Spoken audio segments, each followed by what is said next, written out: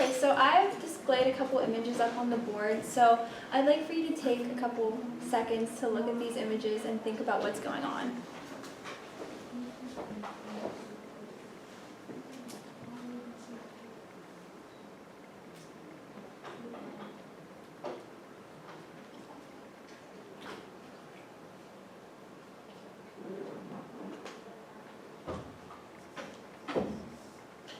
So these are all people and they look like they're just holding signs with some comments on them, but these are actually considered microaggressions.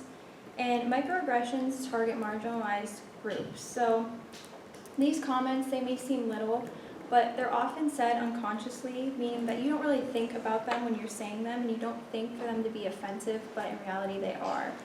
So let's look at what are you? Take that one for example. You may hear that every once in a while, and it may not bother you, but after hearing it daily, it will leave some kind of impact on you, and those impacts can be harmful. So, my name is Dory Miller, and today I'm going to be talking to you about microaggressions and what they are, different types of microaggressions, and how they can affect people. So my thesis is microaggressions are a form of racism and prejudice that are used daily to target marginalized groups. So what are microaggressions exactly? So Daryl Wing Su, he's an author from Psychology Today. He also has a couple books on microaggressions, but he states that microaggressions are the everyday verbal, nonverbal, and environmental slight snubs or insults, whether intentional or unintentional, which communicate hostile, derogatory, or negative messages to target persons based solely upon their marginalized group membership. So microaggressions are usually from well-intentioned white people who are really unaware of the messages that they are communicating.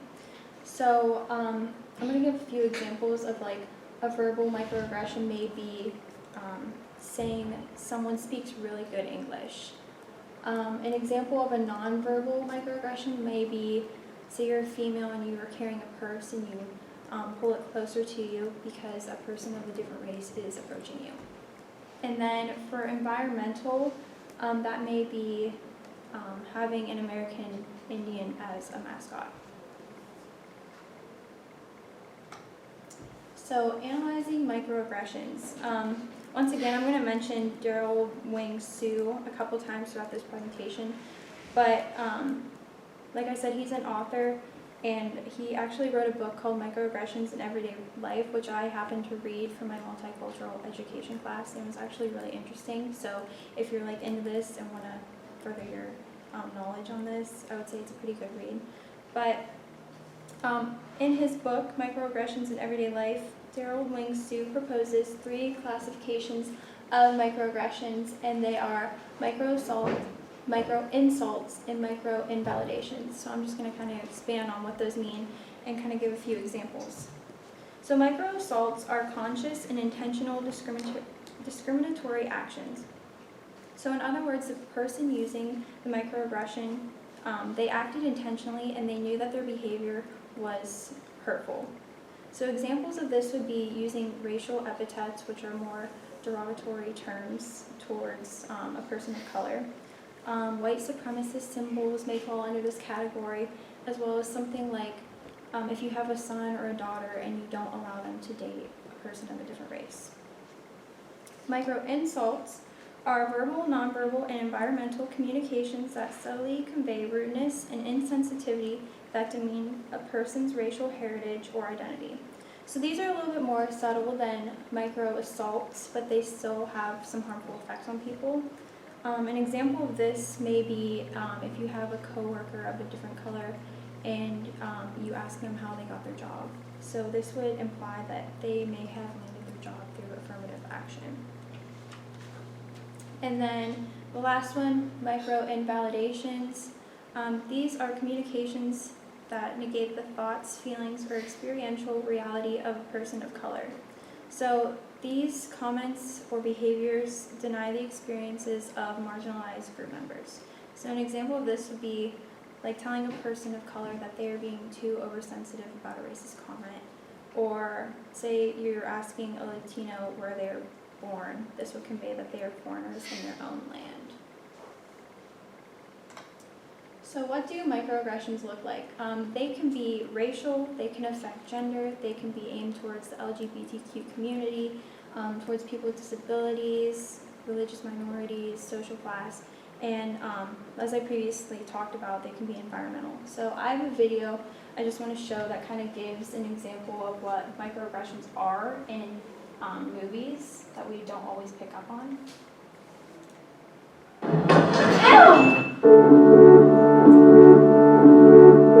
Microaggressions, sexual orientation microaggressions, disability microaggressions, and gender microaggressions.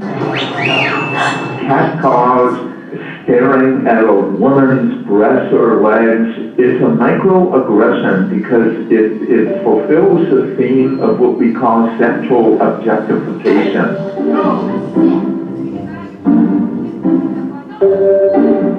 I love the fact that you're a grandma. Oh, God! You are! You're a hot grandma! Oh, my God! Environmental microaggressions are a hostile and invalidating climate. If you choose to stay, you will be uncomfortable. Now move! Move! What? Come here, the brothers on the wall. And that's Sal, right? Hey, Sal, come here, the brothers on the wall here. You want brothers on the wall? Get your own place. You can do what you want. Yeah, I'm talking. I'm in trouble. What's coming to do?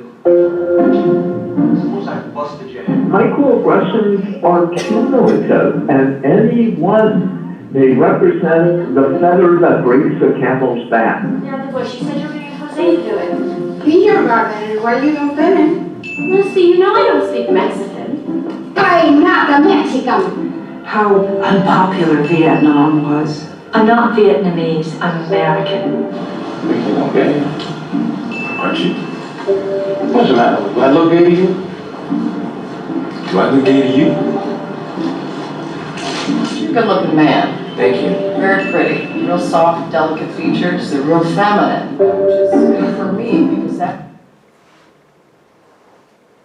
Okay, so I just thought that was interesting and gives a good example of like how movies can contain microaggressions and how it's unconsciously said, like we might not realize that these are microaggressions, and so they're evident in movies and media and all over. So the harmful effects of microaggressions. Microaggressions can be considered as internalized negative stereotypes. And Maria Trent has an article called The Impact of Racism on Child and Adolescent Health, and she kind of talks about the effects that microaggressions have on people of all ages. So she describes the internalized negative stereotypes to lead to a person destroying their self-perception, which may later play out in a form of stereotype threat, which we just previously learned about. It is the risk of confirming these negative stereotypes. Like I said, microaggressions can occur in all ages, from children to adults, and they have a lot of negative effects. She talks about how they have serious physiological and psychological effects, as well as it can cause stress levels to increase. And then continuing with the harmful effects of microaggressions, Daryl Wing Sue also describes these effects to be cumulative. And in the video I just showed you, he was actually the voice that was playing like over the clip. So he kind of talked about some of the effects and how they were cumulative. But because of this, it can impact mental health, which can lead to frustration and self-doubt. It can cause one to feel excluded or as a second-class citizen. It can also lower productivity and problem-solving abilities, as well as influence inequities in education, employment, and in healthcare. So microaggressions may be more detrimental than hate crimes. Because microaggressions can be so subtle, it is hard for the target as well as the perpetrator to completely understand what is happening. So it is important to work together and try to limit these microaggressions that can occur daily. And these are my references, but I was going to leave this open for any questions that you may have that I could answer.